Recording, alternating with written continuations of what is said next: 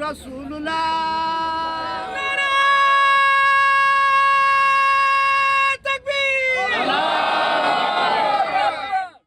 Kehidupan Rasulullah Shallallahu Alaihi Wasallam sangat terdokumentasi dengan baik. Mungkin tidak ada riwayat yang begitu lengkap selain beliau. Begitu banyak orang mempelajari, menganalisa, bahkan mengkritisi. Sehingga ketika muncul berbagai tuduhan kepada Rasulullah, maka tidak sulit untuk menelusuri kebenarannya. Di masa hidup Rasulullah Shallallahu Alaihi Wasallam, para penentang Islam tidak memiliki celah pada pribadi Rasulullah. Bahkan sebaliknya, mereka sendiri mengakui ketinggian akhlak Rasulullah. Begitupun para cendekiawan non-muslim yang telah mempelajari dengan cermat kehidupan beliau. Mereka begitu terpesona oleh keunggulan akhlaknya. Hal yang dikeluhkan orang-orang kafir di masa hidup beliau adalah sebatas penentangan terhadap ajaran-ajaran Rasulullah yang menolak berhala-berhala yang mereka sembah dan akhlak mereka yang kotor. Orang-orang Kristen dan Yahudi juga tidak mau melepaskan keimanan mereka dan segala amalan yang sudah menjadi kebiasaan lama mereka. Tetapi, lain halnya dengan para kritikus modern. Mereka yang hanya mengetahui sekilas kehidupan Rasulullah Shallallahu Alaihi Wasallam, tetapi berani menyimpulkan bahwa akhlak Rasulullah itu rusak. Nauzubillah min zalik. Salah satu tuduhan mereka adalah Rasulullah adalah seorang yang gandrung terhadap wanita dan tidak bisa mengendalikan hawa nafsunya. Nauzubillah min zalik. Tetapi sejarah menjadi saksi bahwa Rasulullah menjalani kehidupan yang penuh kesucian dan akhlak yang mulia, bahkan dalam kondisi orang-orang tak dapat menerapkannya.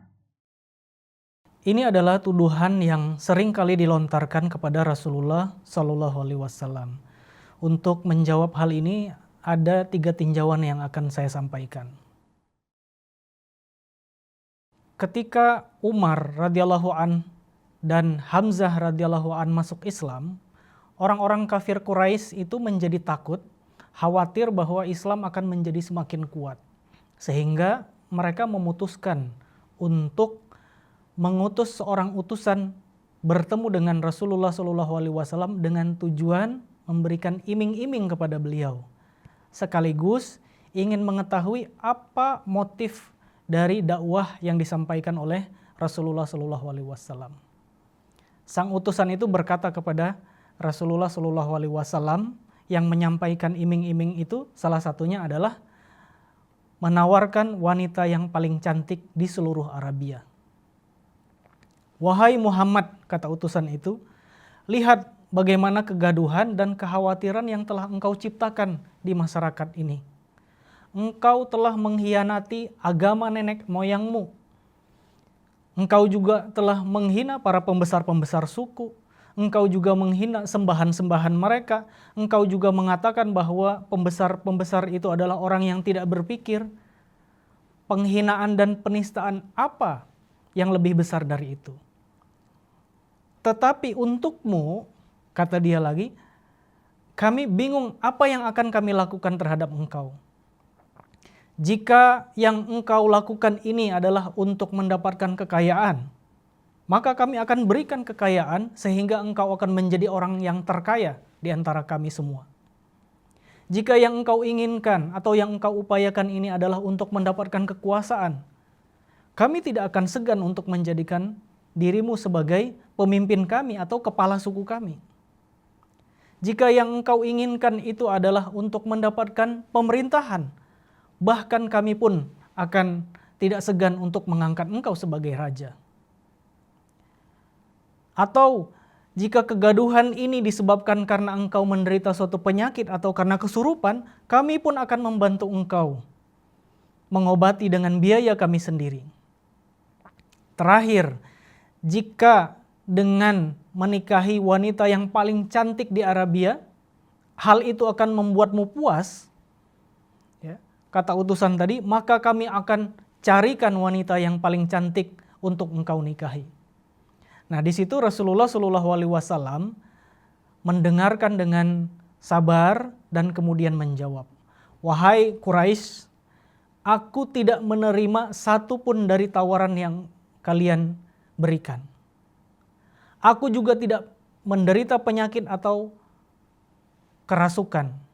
Aku adalah utusan Allah Ta'ala dan memiliki pesan yang disampaikan kepada kalian semua. Hal yang membuatku puas, ya, bukan wanita cantik tadi, bukan kekayaan tadi, adalah rasa kasih sayang dan belas kasih kepada kalian semua." Nah, kemudian beliau bersabda lagi, "Jika matahari diletakkan ke tangan saya dan bulan diletakkan ke kiri saya, maka saya tidak akan berhenti dari meneruskan misi tauhid ini." Nah, jadi dari riwayat ini dapat kita lihat bahwa jika Rasulullah SAW adalah seorang yang gandrung terhadap wanita atau penggila wanita, apapun sebutannya, atau playboy dan lain sebagainya, tentu beliau akan menerima tawaran tadi, khususnya menikahi gadis yang paling cantik di Arabia. Tetapi sebaliknya, Rasulullah SAW tidak menerimanya. Bahkan beliau menolak dan senantiasa bersabar dan teguh dalam misi beliau. Yang kedua, terdapat satu riwayat yang diriwayatkan oleh istri beliau, yaitu Siti Aisyah radhiyallahu anha, bahwa beliau mengatakan, "Demi Allah, Rasulullah SAW tidak pernah memegang tangan wanita manapun. Saat beliau mengambil beat kepada para wanita, beliau mengucapkannya secara lisan. Demi Allah, Rasulullah SAW mengambil beat sesuai dengan apa yang diperintahkan oleh Allah Ta'ala kepada beliau. Jika para wanita ingin berbeat kepada beliau, maka Rasulullah SAW cukup mengatakan, 'Saya telah menerima kalian.'" Nah, ini penggambaran ini jauh dari apa yang dituduhkan oleh orang-orang tadi.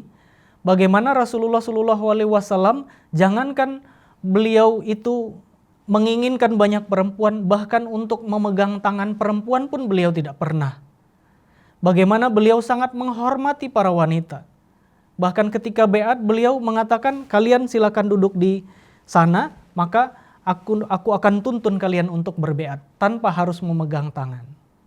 Nah, jadi ini adalah hal yang membuktikan bahwa jauh dari tuduhan yang mereka lemparkan bahwa Rasulullah SAW gandrung terhadap wanita. Ketiga, riwayat lain yang membuktikan bahwa tuduhan ini tidak berdasar adalah terkait riwayat tentang Asma binti Nu'man. Beliau ini adalah disebut sebagai wanita yang paling cantik di Arabia. Ketika akan dilangsungkan pernikahan kepada Rasulullah SAW, tetapi pernikahan itu akhirnya gagal. Ayahnya sangat berkeinginan untuk menikahkan Asma binti Nu'man ini kepada Rasulullah SAW. Dan pada saat Rasulullah SAW menemui Asma ini, tiba-tiba Asma binti Nu'man mengatakan kepada Rasulullah SAW, "Aku mencari perlindungan kepada Allah Ta'ala dari engkau." Mendengar hal tersebut, Rasulullah SAW menjawab bahwa engkau telah mendapatkan perlindungan dari yang memberikan perlindungan. Nah, kemudian Rasulullah SAW keluar dari tempat itu dan kemudian menyuruh sahabat, yaitu Abu Usaid, untuk membawa kembali Asma binti Nu'man kepada ayah beliau. Nah, ayah beliau pada saat itu sangat senang ketika mendengar akan menikah dengan Rasulullah SAW. Tetapi ketika Rasulullah SAW membatalkan pernikahan tersebut dan mengembalikan anaknya, maka mereka begitu marah dan mencela Rasulullah SAW. Di sini Rasulullah SAW melihat bukan karena cantiknya, tetapi beliau menikah karena Allah Ta'ala. Nah, dari contoh-contoh ini dapat kita lihat bagaimana Rasulullah SAW sangat jauh dari gambaran apa yang tadi disebutkan oleh para penentang Islam, bahwa Rasulullah SAW itu adalah seorang yang gandrung kepada wanita, atau penggila wanita, atau playboy, ataupun apapun sebutannya. Sebaliknya beliau sangat menghormati para wanita, menjalani kehidupan beliau dengan penuh kesalehan dan kesucian. Kemudian mengenai bagaimana poligami Rasulullah SAW, bagaimana beliau menikahi banyak wanita, kemudian bagaimana beliau dituduh sebagai pedofilia, kemudian bagaimana beliau dituduh bahwa melakukan intrik untuk menikahi Zainab, insya Allah akan dibahas di video-video yang selanjutnya. Sekian, Assalamualaikum warahmatullahi wabarakatuh.